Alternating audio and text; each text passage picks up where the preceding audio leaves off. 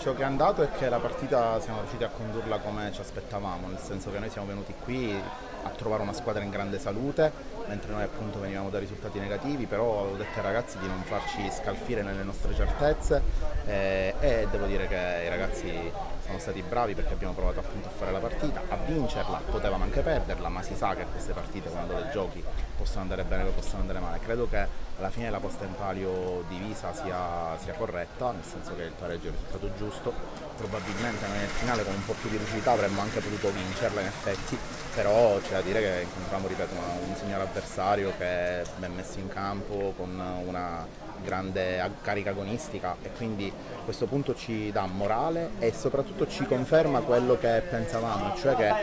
sono mancati i risultati nelle prime due giornate, ma perché abbiamo affrontato due squadre che sono candidate alla vittoria finale. Ma le prestazioni ci sono state come appunto c'è stata oggi. La pioggia chiaramente ha infastidito entrambe le squadre, noi siamo portati a giocare molto con la palla a terra e in effetti ho dovuto chiedere ai ragazzi di cambiare diciamo, stile di gioco e di provare a mettere qualche pallone un po' più su. Non siamo troppo abituati a farlo e si è visto,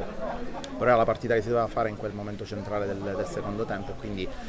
a maggior ragione diciamo, un plauso ai ragazzi che hanno condotto una gara che non sono abituati a condurre bene. Ci abbiamo provato anche a Caltanissetta, ci abbiamo provato anche con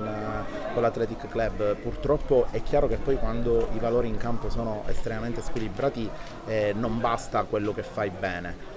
Però adesso abbiamo tre partite, delle quali due in casa, dove cercheremo di raccogliere i punti che saranno preziosi poi da qui alla fine per raggiungere il nostro obiettivo.